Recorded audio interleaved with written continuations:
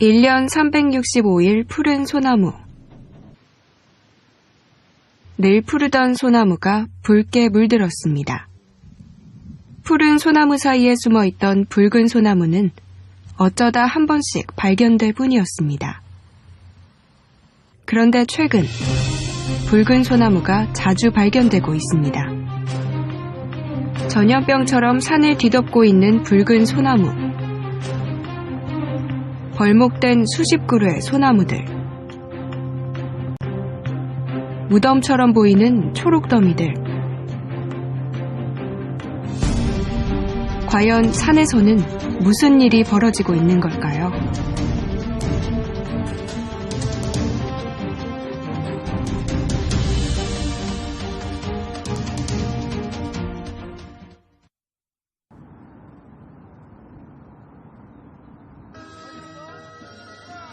주말이면 나들이 객들로 북적이는 남산. 서울의 대표적인 관광 명소죠. 남산 최고의 매력은 바로 소나무입니다. 수백 년을 늪만자태로 서 있는 소나무. 남산 내에 위치한 소나무 탐방로는 단연 압권입니다. 울창한 소나무 숲속으로 들어가다 보면 소나무 그늘 아래서 산림욕을 즐기는 사람들이 보입니다. 일상의 피로를 풀기에 그만이죠. 남산 소나무 숲에서 제선충이 발견되기도 했습니다. 하지만 산림청과 서울시의 즉각적인 조치로 초기의 방제를 마무리 지었습니다. 애국가에 등장하는 남산. 한국에서 남산은 상징적인 관광지입니다. 방제당국은 남산의 제선충병이 다시 발생할 수 없도록 눈을 부릅뜨고 있습니다.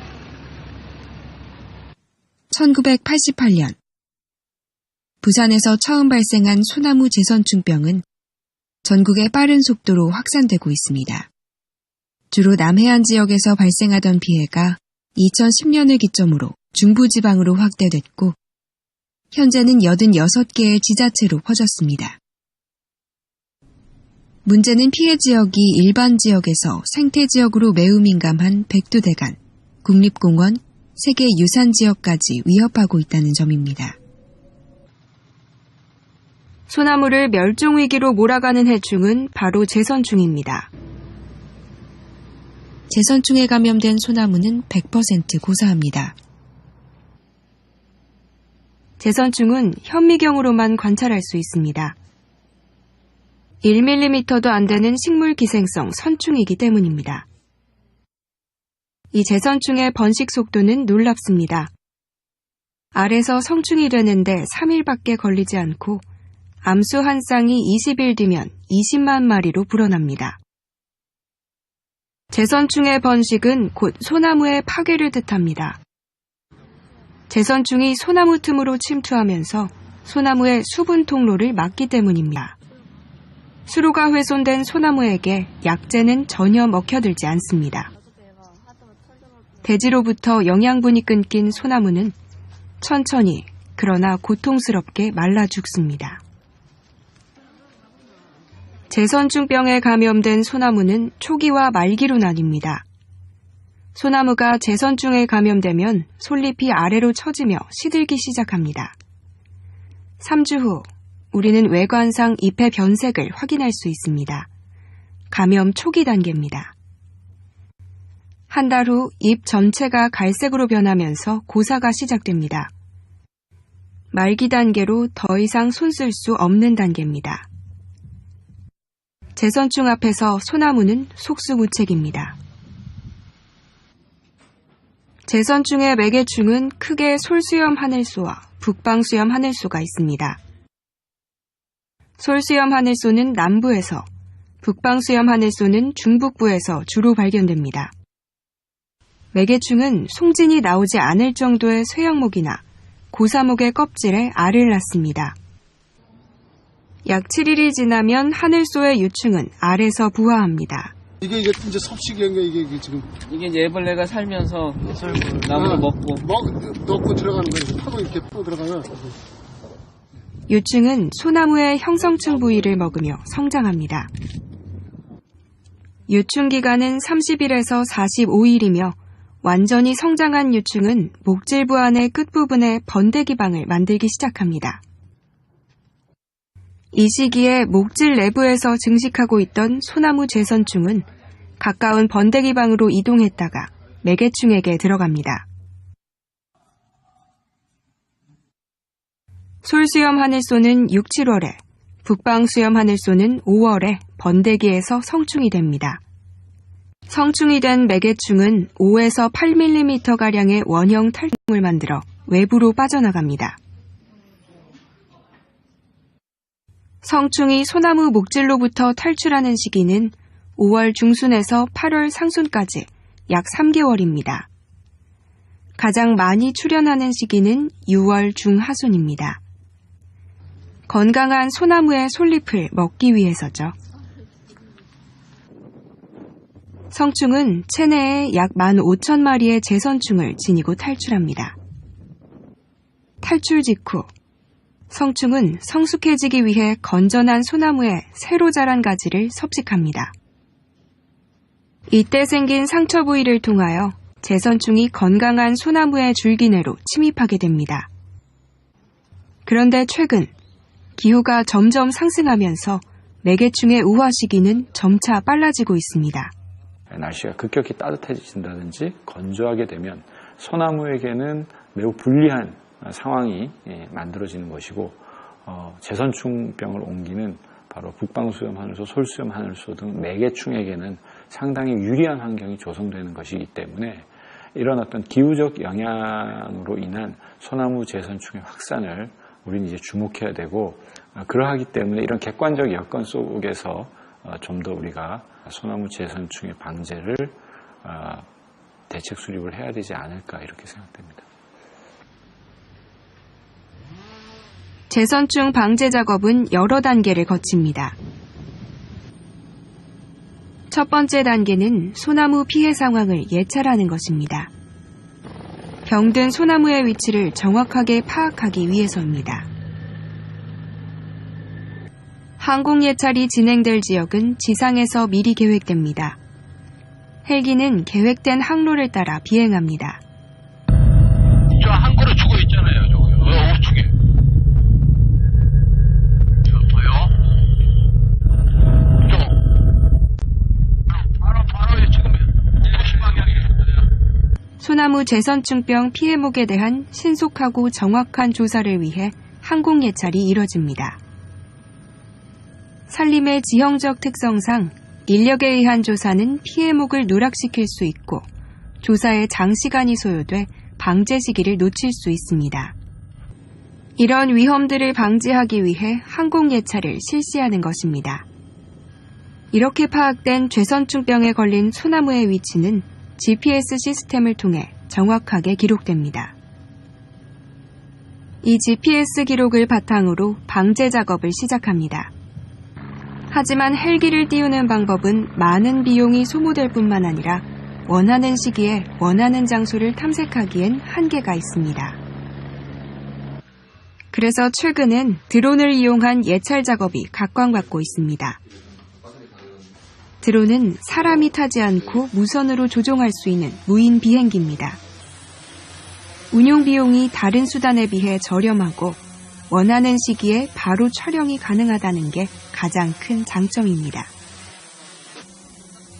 2014년 고사목 탐지 작업을 위해 포항시에서 드론을 사용한 데 이어 최근엔 제주도까지 드론을 사용하는 지자체가 점차 확대되는 추세입니다. 재선충은 대부분 산림 내에서 이렇게 피해가 일어나다 보니까 육안으로 사람이 조사할 수 있는 한계가 있더라. 그래서 이제 좀 더 효과적이고 정확하게 찾아내기 위해서는 드론이라는 것을 다시 운영을 해본 거죠. 방제 작업의 두 번째 단계입니다. 항공 예찰 때 파악된 예상 피해목의 좌표를 바탕으로 지상에서 소나무를 직접 찾아갑니다. 소나무 감염 여부를 살피는 것입니다. 재선충에 감염됐다고 확정된 소나무는 피해목이라는 징표를 남깁니다. 가슴 높이 부위에 빨간색 페인트를 둘러 표시를 하고 피해 고사목 표시 라벨을 부착합니다. 이 작업까지 끝나면 본격적으로 방제가 시작됩니다. 우선 고사목을 벌채합니다. 제거 대상목 표시 라벨이 붙은 나무나 담당 공무원이 제거를 요청한 나무를 찾아 베어냅니다. 벌도 작업은 전문 기술사만 할 수 있습니다. 그런 뒤 파쇄, 소각, 매몰, 훈증 등 후속 처리 작업과 연계될 수 있도록 가지를 정리하거나 토목 및 운반 작업을 합니다. 벌채 산물은 최대 하집하여 목재 자원으로 활용합니다. 하지만 산물의 수집 운반이 어려워 지역 내 처리가 불가피한 경우 현장에서 파쇄 후 임지 내에 흩어뿌리거나 소각 또는 매몰합니다. 먼저 파쇄 작업의 현장을 보시죠. 서귀포시에 위치한 소나무 파쇄장입니다. 파쇄는 피해목을 1.5cm 이하의 크기로 분쇄하는 방법입니다. 1.5cm 이하로 파쇄됐기 때문에 2cm 정도 되는 유충이 살 수 없습니다. 파쇄기에 벌목된 피해목을 넣으면 나무가 톱밥 크기로 잘게 잘려 나옵니다. 파쇄된 톱밥 크기의 산물은 임지 내에 흩어 뿌립니다. 또 다른 피해 고사목 처리 방법으로 훈증이 있습니다. 훈증이란 휘발성 약재를 확산시켜 살충, 살균하는 것을 뜻합니다. 훈증은 파쇄, 소각, 매몰이 어려운 지역을 대상으로 제한적으로 실시합니다. 훈증을 이용한 방제 작업은 이렇게 진행됩니다. 먼저 제선충병에 걸린 소나무를 톡으로 베고 토막냅니다. 벌도 작업입니다. 벌도 작업이 끝나면 자른 나무를 한 곳에 차곡차곡 쌓습니다. 하늘수 유충과 제선충은 새끼손가락 굵기인 직경 2cm가 되는 잔가지에도 서식할 수 있어 꼼꼼한 작업은 필수입니다. 소나무를 모은 다음 휘발성 약재가 공기 중으로 빠져나오지 않도록 땅을 다집니다. 그런 다음 쌓인 나무 위로 훈증 약재를 골고루 뿌립니다. 이후 빈 약통과 함께 나뭇가지들을 비닐로 밀봉합니다. 비닐을 땅에 꼼꼼하게 묻어야 합니다. 이렇게 훈증 처리된 소나무를 3, 4년 정도 방치하면 매개충은 제거되고 소나무는 자연 거름이 됩니다. 일명 소나무 무덤이라 불리는 것들이 전부 훈증 처리된 소나무입니다.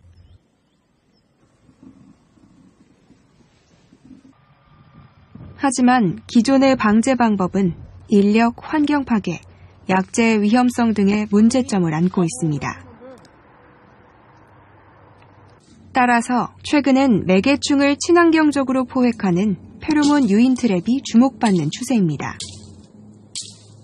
페로몬 유인 트랩은 곤충이 다른 개체를 불러 모을 때 특정 물질을 배출하는 것에 착안해 만든 일종의 덫입니다.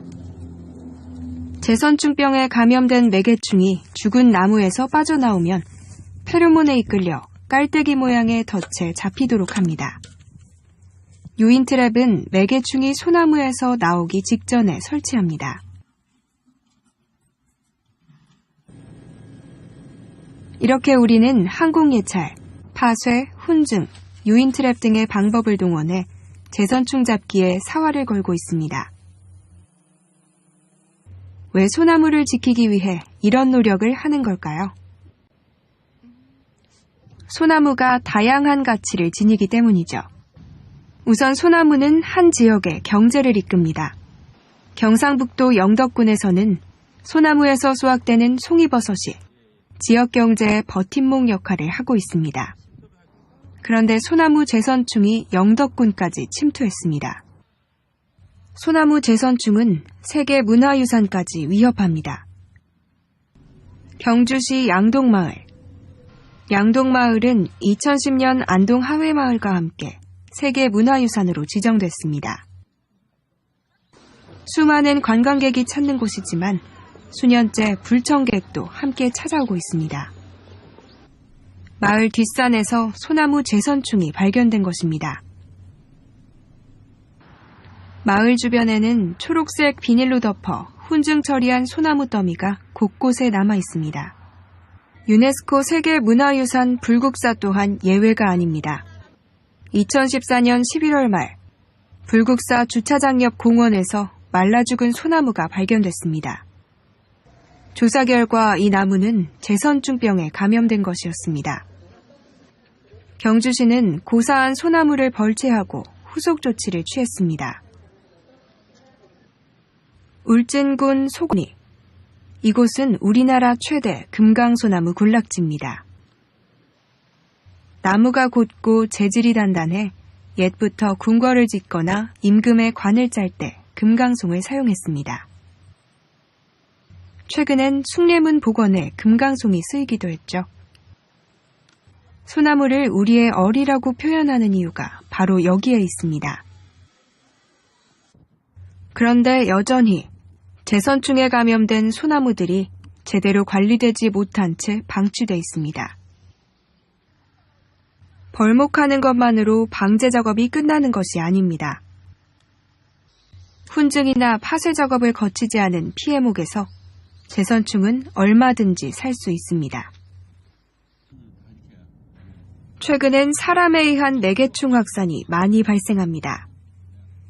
인위적인 확산이 지금 대부분이라고 보시면 될 거라. 왜냐하면 매개충의 이동 거리가 실질적으로 현재 문헌상으로 보면 3km, 4km 이렇게 이야기하지만은 같은 인분 내에서는 그렇게 한 200m 채 안 되거든요. 그러면 그게 뭐냐면 같은 인근에서 이 산에서 푹 뛰어가지고 멀리 날아가고 그러진 않거든. 그렇기 때문에 한 200m에서 한 500m 이렇게 보고 있지만은 실질적으로 그거는 뭐냐면 자연적인 확산은 그렇게 많은 거리까지 이동을 못해. 그런데 인위적인 확산은 어떻게 되냐면은 얘네들 매개충이 들어가 있는 감염목을 우리 사람이 차에 싣고 가버리잖아요. 그죠? 그 다음에 저기 남쪽 끝에 있던 데서 서울까지 오버리면 400km, 500km 좋잖아요. 그런데 그건 얼마든지 이동을 해버려요. 정부에선 소나무 제선충병 방제 특별법을 근거로 소나무류 이동에 대해 단속을 취하고 있습니다. 제선충병에 걸린 목재를 무단 이동하다 적발되면 1년 이하의 징역이나 1,000만 원 이하의 벌금을 물게 됩니다. 제선충이 확산되는 걸 방지하기 위해 우리가 할 수 있는 일이 있습니다. 우선 소나무 제선충 피해목을 다른 곳으로 이동하지 않는 것입니다.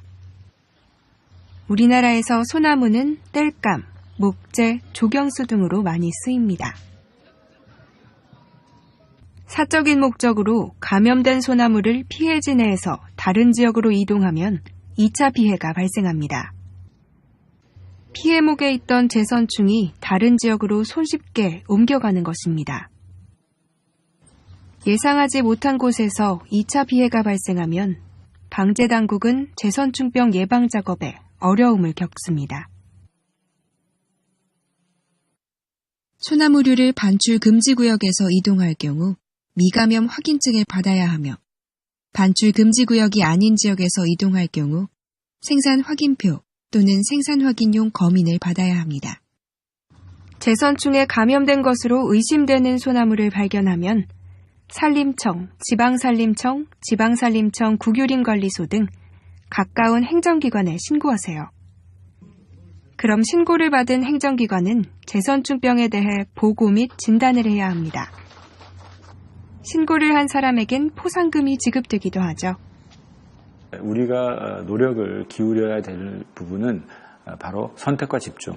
막아야 될 백두대간이나 울진 금강소나무 숲 이런 곳은 지금의 몇 배 행정력을 집중 투자해서 방제 대책을 새롭게 수립하더라도 더 집중해서 노력을 해서 막아내고요.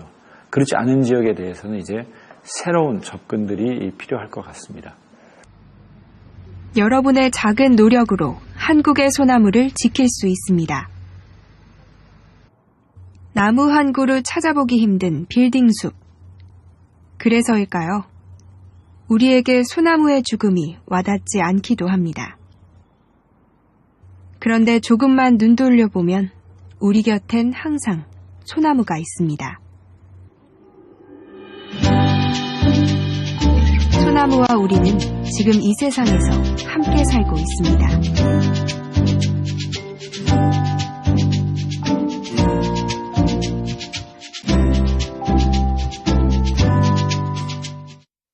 한국의 소나무를 지킬 수 있습니다. 나무 한 그루 찾아보기 힘든 빌딩숲. 그래서일까요? 우리에게 소나무의 죽음이 와닿지 않기도 합니다. 그런데 조금만 눈 돌려보면 우리 곁엔 항상 소나무가 있습니다. 소나무와 우리는 지금 이 세상에서 함께 살고 있습니다.